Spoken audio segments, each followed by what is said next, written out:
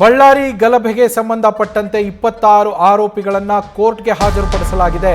ಬೆಂಗಳೂರಿನ ಜನಪ್ರತಿನಿಧಿಗಳ ಕೋರ್ಟ್ ಮುಂದೆ ಹಾಜರುಪಡಿಸಲಾಗಿದೆ. ಇದರಲ್ಲಿ ಕಾಂಗ್ರೆಸ್ನ 11 ಬೆಂಬಲಿಗರು ಹಾಗೆ ಬಿಜೆಪಿಯ 15 ಬೆಂಬಲಿಗರು ಇದ್ದಾರೆ. ಎಲ್ಲ 26 ಆರೋಪಿಗಳು ಕೂಡ ಕೋರ್ಟ್ ಮುಂದೆ ಹಾಜರಾಗಿರುವಂಥದ್ದು. ಆರೋಪಿಗಳನ್ನು ಪೊಲೀಸರು ವಶಕ್ಕೆ ಕೇಳೋದಕ್ಕೆ ಸಿದ್ಧತೆಯನ್ನ ಮಾಡಿಕೊಳ್ತಾ ಇದ್ದಾರೆ. ಸದ್ಯ ಜನಪ್ರತಿನಿಧಿಗಳ ಕೋರ್ಟ್ನ ಎದುರಲ್ಲಿ ಎಲ್ಲ 26 ಆರೋಪಿಗಳನ್ನು ಕೂಡ ಹಾಜರುಪಡಿಸಲಾಗಿದೆ. ಬಳ್ಳಾರಿಯಲ್ಲಿ ಇವರನ್ನ ಬಂಧಿಸಲಾಗಿತ್ತು. ಎಲ್ಲ ಆರೋಪಿಗಳನ್ನು ಬಳ್ಳಾರಿಯಿಂದ ಬೆಂಗಳೂರಿಗೆ ಕರೆದುಕೊಂಡು ಬರಲಾಗಿದ್ದು ಜನಪ್ರತಿನಿಧಿಗಳ ಕೋರ್ಟ್ಗೆ ಇವತ್ತು ಬೆಳಗ್ಗೆ ಹಾಜರುಪಡಿಸಲಾಗಿದೆ ಎಲ್ಲ 26 ಆರೋಪಿಗಳನ್ನು.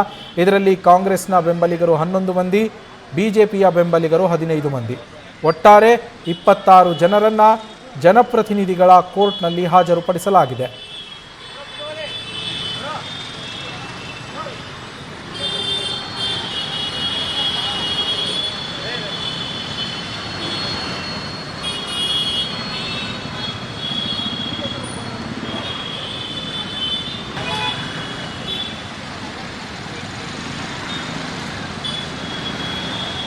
ನಮ್ಮ ಪ್ರತಿನಿಧಿ ಸಂದೇಶ್ ಫೋನ್ ಸಂಪರ್ಕದಲ್ಲಿ ಸಿಕ್ಕಿದ್ದಾರೆ. ಸಂದೇಶ್, ಎಲ್ಲ 26 ಆರೋಪಿಗಳನ್ನು ಈಗ ಜನಪ್ರತಿನಿಧಿಗಳ ಕೋರ್ಟ್ಗೆ ಹಾಜರುಪಡಿಸಲಾಗಿರುವಂಥದ್ದು.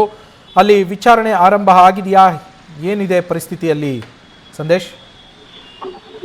ನವೀನ್, ಈಗಷ್ಟೇ ಅಷ್ಟು ಜನ ಆರೋಪಿಗಳನ್ನ ಕೋರ್ಟ್ನ ಹಾಲ್ ಆವರಣಕ್ಕೆ ಕರ್ಕೊಂಡು ಬರಲಾಗಿದೆ. ಅಂದ್ರೆ ಕೋರ್ಟ್ನ ಹಾಲ್ ಒಳಗಡೆ ಅವರನ್ನ ಕರ್ಕೊಂಡು ಬರಲಾಗಿದೆ. ಯಾಕಂದ್ರೆ ಇವತ್ತು ಬೆಳಿಗ್ಗೆ 6:30 ಸುಮಾರಿಗೆ ಸುಮಾರು 26 ಮಂದಿ, ಅಂದ್ರೆ ಜನಾರ್ದನ್ ರೆಡ್ಡಿ ಅವರ ನಿವಾಸ ಮುಂದೆ ಆದಂತಹ ಗಲಾಟೆ ಹಾಗೆ ಫೈರಿಂಗ್ ಪ್ರಕರಣಕ್ಕೆ ಸಂಬಂಧಪಟ್ಟಂತೆ ಈಗ 26 ಮಂದಿಯನ್ನ ಅರೆಸ್ಟ್ ಮಾಡಿದ್ರು. ಆ 26 ಮಂದಿಯನ್ನ ಕೂಡ ಈಗಾಗಲೇ 42ನೇ ಮ್ಯಾಜಿಸ್ಟ್ರೇಟ್ ನ್ಯಾಯಾಲಯಕ್ಕೆ ಅಂದ್ರೆ ACJM ಕೋರ್ಟ್ ಹಾಲ್ಗೆ ಹಾಜರುಪಡಿಸುವಂತ ಕೆಲಸವನ್ನ ಪೊಲೀಸರು ಈಗಾಗಲೇ ಮಾಡಿದ್ದಾರೆ. ಯಾಕಂದ್ರೆ ಬೆಳಗ್ಗೆಯಿಂದಲೂ ಕೂಡ ಈಗ ಕೋರ್ಟ್ನ ಆವರಣದಲ್ಲೇ ಆರೋಪಿಗಳನ್ನ ಕರೆತಂದು ಕೂರಿಸಲಾಗಿತ್ತು.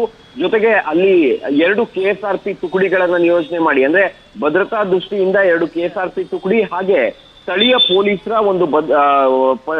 ಪೊಲೀಸರನ್ನ ನಿಯೋಜನೆ ಮಾಡೋದ್ರ ಮುಖಾಂತರವಾಗಿ ಭದ್ರತೆಯನ್ನ ಒದಗಿಸುವಂತ ಕೆಲಸವನ್ನ ಕೂಡ ಮಾಡಲಾಗಿತ್ತು. ಈಗ 26 ಮಂದಿಯನ್ನ ಕೂಡ ಹಾಜರುಪಡಿಸಿರೋದ್ರಿಂದ ಇಲ್ಲಿ ಒಟ್ಟು 3 ಪ್ರಕರಣಗಳಿದೆ. ಒಂದು ಕಂಪ್ಲೇಂಟ್, ಕೌಂಟರ್ ಕಂಪ್ಲೇಂಟ್, ಅದಾದ ನಂತರ ಈಗ ಮರ್ಡರ್ಗೆ ಸಂಬಂಧಪಟ್ಟಂತ ಒಂದು ಕೇಸ್ ಇರೋದ್ರಿಂದ ಈಗ ಸದ್ಯ ಸತೀಶ್ ರೆಡ್ಡಿ ಗನ್ಮ್ಯಾನ್ಗಳು ಸೇರಿದಂತೆ ಬೇರೆ ಕಾರ್ಯಕರ್ತರು ಅಂದ್ರೆ ಕಾಂಗ್ರೆಸ್ ಹಾಗೆ ಬಿಜೆಪಿ ಕಾರ್ಯಕರ್ತರನ್ನು ಕೂಡ ಈಗಾಗಲೇ ಅರೆಸ್ಟ್ ಮಾಡಿರೋದ್ರಿಂದ ಅಷ್ಟೂ ಜನ ಆರೋಪಿಗಳಿಗೆ ಸಂಬಂಧಪಟ್ಟಂತ ಒಂದು ರಿಮ್ಯಾಂಡ್ ಅರ್ಜಿಯನ್ನ ಈಗಾಗಲೇ ತಯಾರು ಮಾಡಲಾಗಿದೆ. ಆ ರಿಮ್ಯಾಂಡ್ ಅರ್ಜಿಯನ್ನ ಕೋರ್ಟ್ಗೆ ಹಾಜರುಪಡಿಸಿ ಮತ್ತೆ ಕಸ್ಟಡಿಗೆ ಪಡೆಯುವಂತ ಸಾಧ್ಯತೆಗಳಿದೆ. ಅಂದ್ರೆ ಅಷ್ಟೂ ಜನ ಆರೋಪಿಗಳನ್ನ ಕಸ್ಟಡಿಗೆ ಪಡೆದೇ ಹೋದ್ರೂ ಕೂಡ ಇವ್ರಿಗೆ ಬೇಕಾದಂತ ಪ್ರಮುಖ ಆರೋಪಿಗಳನ್ನ ಕಸ್ಟಡಿಗೆ ತೆಗೆದುಕೊಂಡು ಅವರ ವಿಚಾರಣೆಯನ್ನ ಒಂದು ಕಡೆ ಮಾಡ್ತಾರೆ. ಮತ್ತೊಂದು ಕಡೆ ಇನ್ನುಳಿದಂತ ಆರೋಪಿಗಳು ಯಾರಿರ್ತಾರೆ ಅವರನ್ನ ನಮ್ಮ ಕಸ್ಟಡಿಗೆ ಬೇಡ, ನ್ಯಾಯ ಇರುತ್ತೆ, ಇಲ್ಲೇ ಪರಪ್ಪನ ಅಗ್ರಹಾರ ಜೈಲಿನಲ್ಲೇ ಅವ್ರನ್ನ ಇರಿಸುವಂತ ಕೆಲಸವನ್ನ ಕೂಡ ಮಾಡಲಾಗುತ್ತೆ. ಹಾಗಾಗಿ ಈಗ ಸದ್ಯ ಕಸ್ಟಡಿಗೆ ಪಡೆದ ನಂತರ ಎಲ್ಲಿ ವಿಚಾರಣೆಯನ್ನ ಮಾಡ್ತಾರೆ ಅನ್ನೋದನ್ನ ಕಾದು ನೋಡ್ಬೇಕಾಗಿದೆ. Naveen, thank you Sandesh ಡೀಟೇಲ್ಸ್ಗೆ.